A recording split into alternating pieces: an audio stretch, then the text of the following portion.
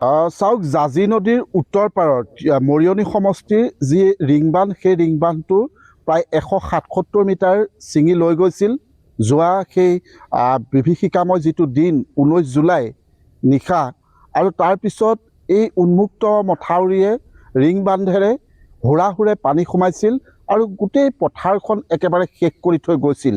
মোৰ পিছফালে মোৰ সতীৰ্থই দৃশ্যটো দেখুৱাব যে এটা বৃহৎ এলেকা বৃহৎ অংশ 177 মিটাৰ ছিঙি লৈ গৈছিল আৰু সেই ৰিংবান্ধ আজিও কিন্তু সম্পূৰ্ণ কৰিব পৰা নাই।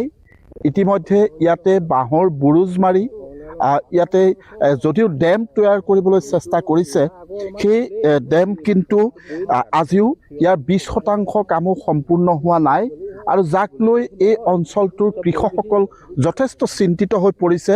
কাৰণ ভাদ মাহত যে আকৌ পানী আহে, জাজিত আকৌ যদি পানী আহে তেওঁলোকে যি দুই এডৰা ইতিমধ্যে কৃষি কৰিছে, মাটি ৰুইছে, সেয়া আকৌ যে উটুৱাই লৈ যাব বা নিশেষ কৰি থৈ যাব সেয়া কিন্তু তেওঁলোকে সন্দেহ প্ৰকাশ কৰিছে। মই কিছু দৃশ্য দেখুৱাইছোঁ, চাওক এনেধৰণে বাঁহৰ বুৰুজ মাৰি এই ৰিংবান্ধ ৰখাবলৈ চেষ্টা কৰিছে যদিও কিন্তু ইয়াৰ কাম 20% এতিয়াও সম্পূৰ্ণ হোৱা নাই। আৰু এই আচলতে পথাৰখন যিখন পথাৰ দেখিছে এই পথাৰখনেই হৈছে এই বৃহৎ অঞ্চলটো এজাৰগুৰি, ঔগুৰি, সোণাৰীআটি, বৰালিমৰা এই বৃহৎ এলেকাটোৰ একমাত্ৰ তেওঁলোকৰ এই পথাৰখনেই হৈছে জীৱন জীৱিকাৰ ভৰসা। আৰু এই পথাৰখন যেতিয়া ৰক্ষা কৰিব নোৱাৰে তেতিয়া কিন্তু তেওঁলোকৰ চৰম সংকটত পৰিব, সেই কথাটো প্ৰায় নিশ্চিত। মই এগৰাকী স্থানীয় লোক আছে, খেতিয়ক আছে, আপোনাৰ ওচৰলৈ আহিছোঁ।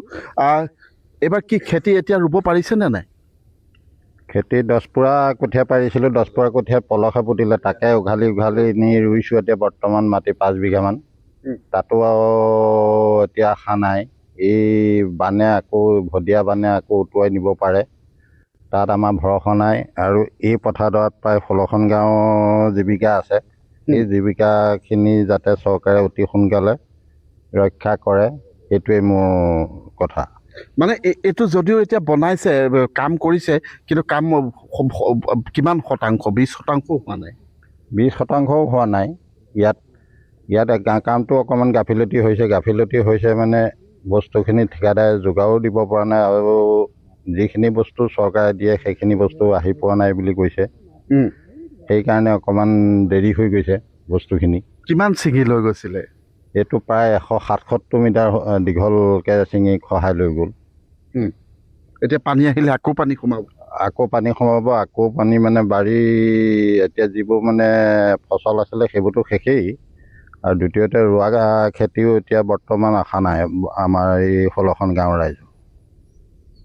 নিশ্চয় নিশ্চয়। দাদা, আপোনালোকৰ কৰিব পাৰিছিলে নে খেতি? আমাৰ মাটি এপুৰামান ৰোৱা হৈছে, তাকো ৰুইছোঁ যদিও একো ভৰসা নাই। এই যিটো ৰিংবান্ধ বনাই আছে, ৰিংবান্ধটো অতি লেহেম গতিত বনাই আছে। এতিয়া ভদিয়া পানী আজি আহোঁ কালি আহোঁ হৈ আছে, আহিলেই আমাৰ যিকেইডৰা কৰিছোঁ তাৰ প্ৰতিও আমাৰ কোনো ভৰসা নাই। মানে ভাদতটোতো পানী আহে, ভাদত পানী আহে। এইবাৰ কিন্তু এতিয়া হৈ যোৱাৰ পিছত তেতিয়া আকৌ পানী আহোঁ অৱস্থা হৈ আছে। আমি ইয়াত মানে সেই পানী কেতিয়া আহে কি হয় আমি তাৰ প্ৰতি ভুক্তভোগী।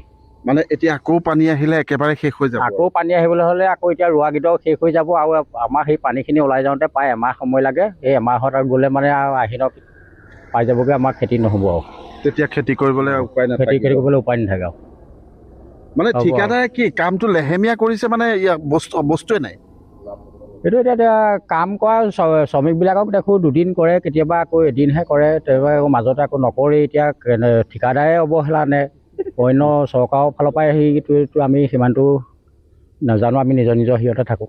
নিশ্চয় নিশ্চয়। এয়া আছিলে স্থানীয় কৃষক, আৰু এই কৃষকসকলে ইতিমধ্যে কৈছে যে এই যি ৰিংবান্ধ, এই ৰিংবান্ধ যদি ক্ষিপ্ৰতাৰে নিৰ্মাণ নকৰে তেতিয়া কিন্তু এইসকল কৃষকৰ খেতি পথাৰ যি দুই এডৰা ৰুইছে সেয়াও কিন্তু নিশেষ কৰি থৈ যাব।